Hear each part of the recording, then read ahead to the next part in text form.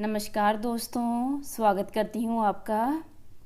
एक गांव में एक माँ अपनी बेटी के साथ रहा करती थी। उसकी बेटी गोरी 7 बरस की थी। उसके पिता की मृत्यु हो चुकी थी।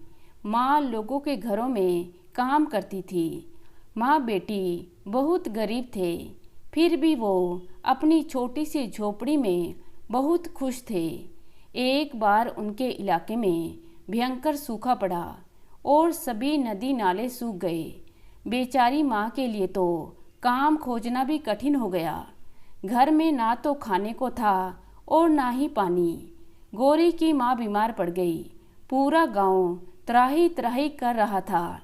गोरी की माँ बीमार थी, इसलिए एक दिन गोरी खुद ही पानी की तलाश में निकल पड़ी। वह घड़े को उठाकर इधर उधर भटकने लगी। वह एक पहाड़ की तरफ चल दी। उसका भगवान पर दृढ़ विश्वास था। उसने एक चट्टान से ताज़ा और ठंडा पानी निकलते हुए देखा। उसने तुरंत ही अपना घड़ा उस पानी की धार के नीचे लगा दिया। कुछ ही समय में उसका घड़ा पूरा भर गया। गोरी बहुत खुश थी। अब वो अपनी माँ को पानी पिला सकती थी।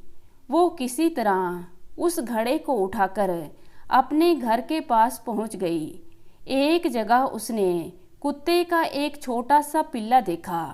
उसकी जीभ बाहर लटक रही थी और वह चल भी नहीं पा रहा था। गोरी ने तुरंत ही अपनी हथेली में थोड़ा सा पानी लेकर उस पिल्ले को पिला दिया। तुरंत ही वो पिल्ला खुशी से अपनी पूंछ हिलाने लगा। वो गोरी का आभारी था। गोरी प्रभु का नाम लेती रही। वो हैरान हो गई क्योंकि उसका घड़ा फिर से पूरा भरा हुआ था। वो जल्दी से घर के पास आई।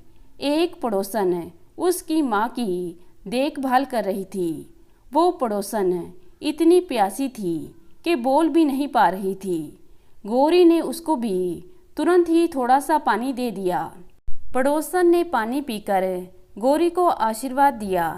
गोरी ने ध्यान नहीं दिया कि घड़ा फिर से पूरा भर गया था।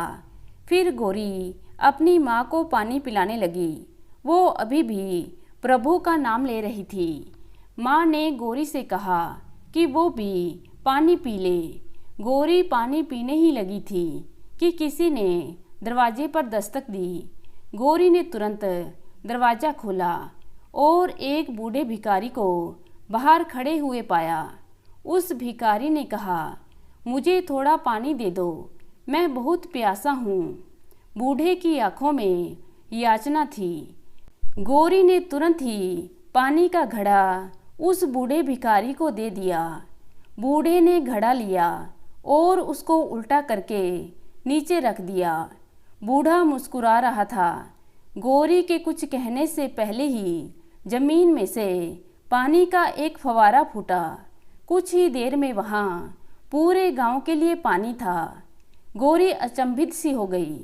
उसने तुरंत बूढ़े की तरफ देखा, परंतु वो गायब हो चुका था। अब गोरी को यकीन हो गया कि प्रभु स्वयं ही उस बूढ़े भिखारी के रूप में उसके घर आए थे। उसने हाथ जोड़कर सच्चे मन से भगवान को धन्यवाद कहा। तो दोस्तों, कैसी लगी आज की कहानी? उम्मीद करती हूँ कहानी को पसंद करेंगे। धन्यवाद।